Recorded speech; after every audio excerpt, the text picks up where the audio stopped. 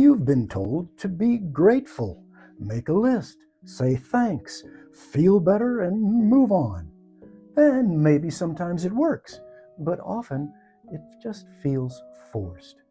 It's like you're pretending to be okay when you're really not. So, what's going on here? What's wrong?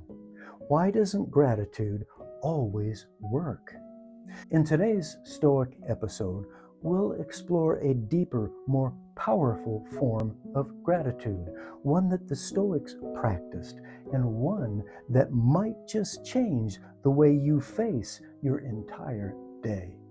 Now, I'm not here as a therapist, I'm not a philosopher, and I'm not handing out magic answers or saying you just need to be more grateful. I'm just someone who's spent a lot of years trying to live well, and I've hit my own walls with and without gratitude. But recently, I've been looking into the kind of gratitude that Stoics talked about, and not the cheerful kind that ignores what's going wrong, but a tougher, a deeper kind that includes what's hard and still finds strength in it. So if you've ever felt that gratitude just isn't working for you, stick around, because what we're going to discover in this video today might just shift the way you see the world and yourself in a very powerful way. Frankly, when you're hurting, discouraged, overwhelmed, saying, "I should be thankful," can feel very hollow. Why is that? One reason is that the way we talk about gratitude today is often too shallow. We treat it like a checklist. Write 3 things down that you're thankful for today. Smile and move on. But real gratitude, lasting, soul deep gratitude, has to come from a much different place. That's where the Stoics come in. They didn't ignore pain. They didn't just slap a smile on suffering. They practiced a kind of gratitude that included the hard things. And that kind of gratitude, well, that can change everything. Epictetus was born into slavery. He limped for life. He had nothing, but he had his philosophy. He said, don't seek for things to happen the way you want them to happen.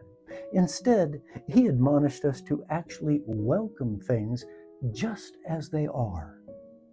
Now, that's not blindness, and it's not about giving up.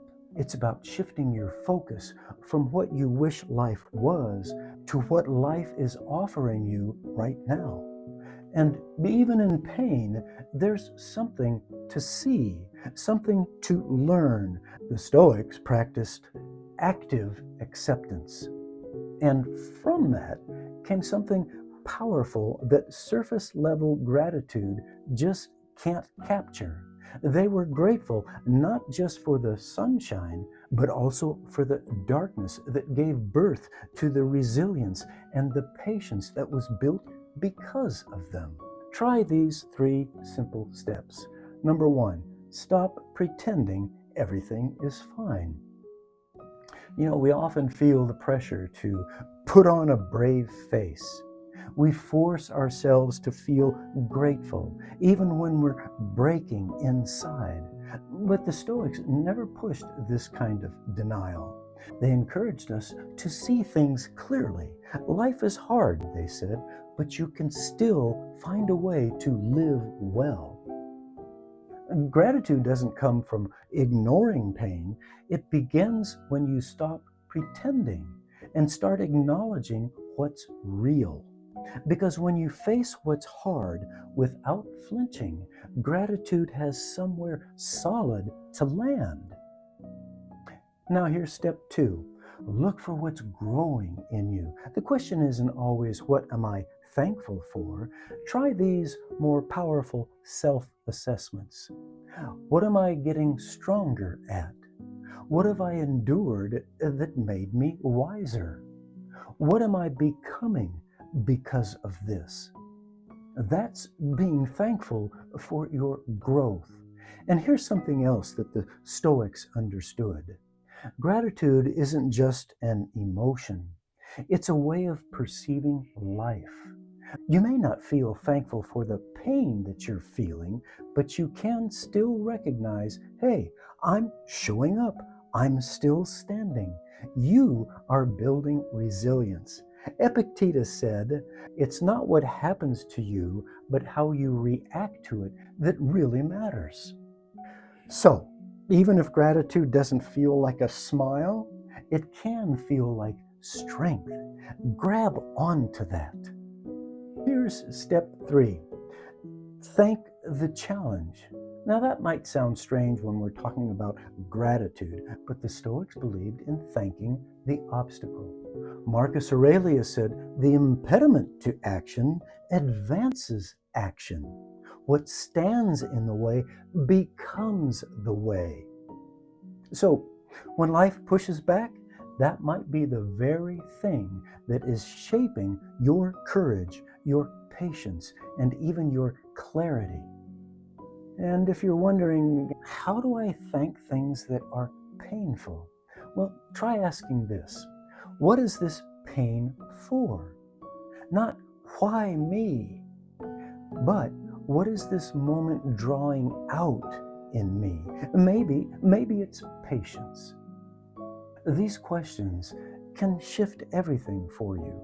If gratitude hasn't worked well enough for you, maybe it's the version that you've been taught just hasn't gone deep enough. It's limited. So the Stoics' way is deeper. It's not about feel the good, it's feel everything and grow anyway. Now, I know that my practice of gratitude was very limited for quite some time. I used to get frustrated and discouraged about my chronic body aches and pains that I felt robbed me of living a full life.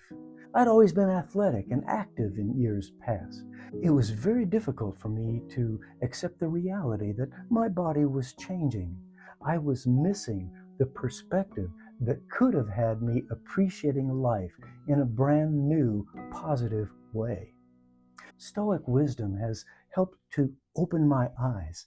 I'm still here. I'm still standing. I can appreciate the resilience that I'm building. And that's such a different kind of gratitude. It's not forced. So the next time you sit quietly trying to be thankful, don't just look for what's easy. Look at what's hard and ask yourself, what is this moment asking of me right now? What strength is rising up in me? That's Stoic gratitude. It's not light and fluffy, but steady, rooted, and resilient. And maybe that's the kind of gratitude that we need the most right now. And it makes no difference how old you are or what problems that you're facing. There's always a response that will serve you, whether it's growth, patience, resilience, or just a nudge to change your perspective. If this resonates, please comment. Tell me how gratitude is working or isn't working for you right now. And please like and subscribe while you're there. I'd be grateful. I'm Mel. Thanks for watching, and I'll see you here next time.